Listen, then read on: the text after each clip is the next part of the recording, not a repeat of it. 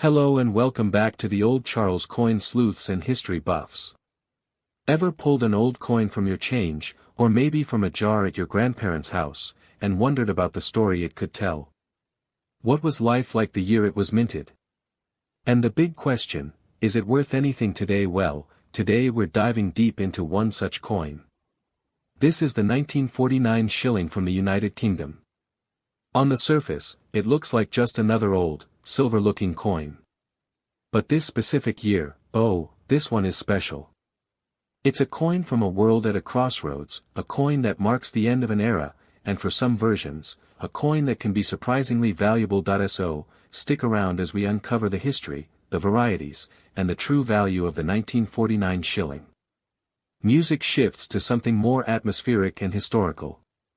Black and white photos and film clips appear, rubble from the Blitz, V-Day celebrations, the Marshall Plan, workers in factories, the NHS being launched. To understand this coin, we have to step back into 1949. The Second World War has been over for 4 years, but its shadow is long. Britain is exhausted but determined. Rationing is still in place. In fact, bread was rationed after the war, and it won't end completely until 1954. This is the era of the Attlee government, the creation of the National Health Service, and the massive task of rebuilding shattered cities. The British Empire is transforming into the Commonwealth. India had gained independence just 2 years prior. It's a time of immense social and political change. A graphic shows the portrait of King George VI on the coin, and presiding over it all is King George VI. The monarch who stayed in London during the Blitz, whose resilience mirrored that of the nation. His portrait on the coinage is a symbol of stability in a chaotic time. The 1949 shilling is one of his coins, struck in the final years of his reign. Let's get up close and personal with the coin. The 1949 shilling is a beautiful piece of design, continuing a tradition that dates back centuries. On the obverse, the head side ***, we have the classic, laureate bust of King George VI, designed by Percy Metcalfe. The inscription reads, George of 6 DGBROMN Rex FDINDIMP, which is Latin for, George VI, by the grace of God, King of all the Britons, Defender of the Faith, Emperor of India.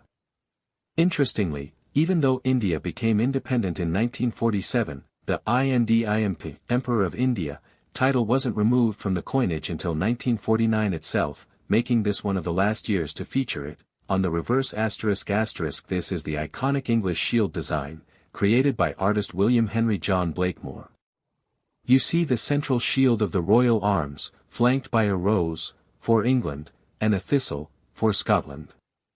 The year 1949 is below, and the word shilling is arched above.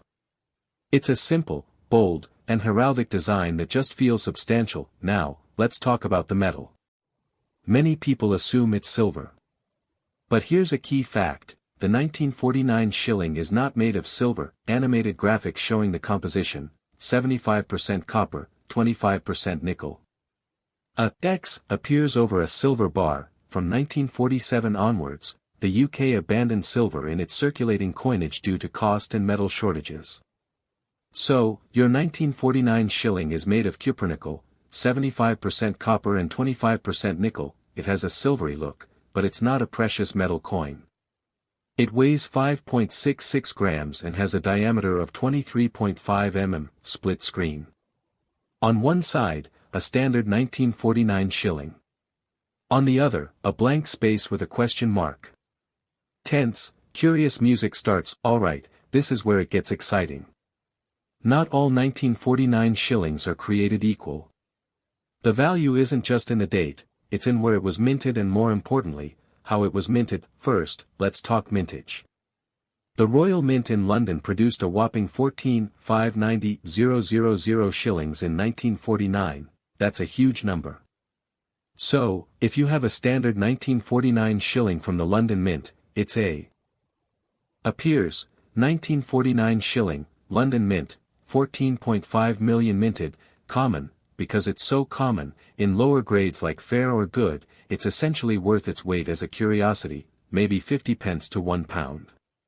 In a nice, crisp uncirculated condition, you might be looking at £3 to £8, largely to collectors who want a high-grade example for their typeset. The host leans in conspiratorially. The question mark side of the screen now shows a dramatic image of a branch, but there's another mint. To meet demand, the UK also minted coins at a branch mint in Melbourne, Australia. A map shows London and a line zooming to Melbourne, Australia. A mint mark graphic appears, and the Australians left their mark. Literally. If you look very, very carefully at the reverse of the coin, just below the bottom left of the shield, you might see a tiny, almost microscopic letter. Extreme macro shot points to a tiny letter M below the shield. M. This stands for Melbourne. The 1949 shilling with the M mint mark has a much lower mintage of only 1,308,000, that's less than a tenth of the London mintage. This makes it significantly scarcer. Graphic appears, 1949 shilling, Melbourne mint, with M, 1.3 million minted, scarce. Because of this scarcity, the value jumps.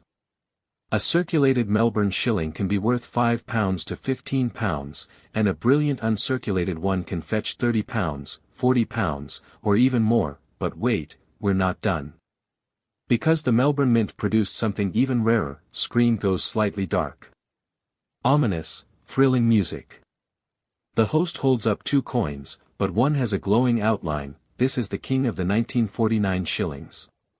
The coin that makes collectors' hearts beat faster. The legendary, 1949 mule shilling. Big, bold text on screen, the 1949 mule shilling. What is a mule? In numismatics, a mule is a coin that is struck with dies that were not intended to be paired together. It's a mint error. But a famous and highly sought-after one. Here's what happened. In 1948, the reverse die for the shilling was modified. The artist's initials, HP, for Thomas Hugh Paget, were added to the design, right in the leak on the Welsh side of the shield. Split screen comparison. On the left, a 1948-49 reverse with NO initials. On the right, a post-1949 reverse with the tiny HP in the leak, circled in RED. In 1949, the Royal Mint in London switched to using these new dies with the HP initials.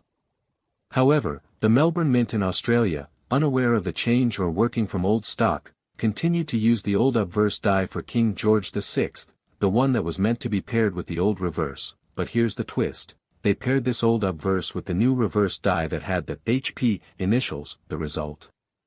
A coin with a 1949 date, an M mint mark, and the HP initials on the reverse. This accidental combination is the mule. A clear, labeled diagram shows the mule combination, old obverse plus new reverse, with HP, equals mule. It's incredibly difficult to spot. You need a sharp eye or a magnifying glass to see that tiny HP in the leak.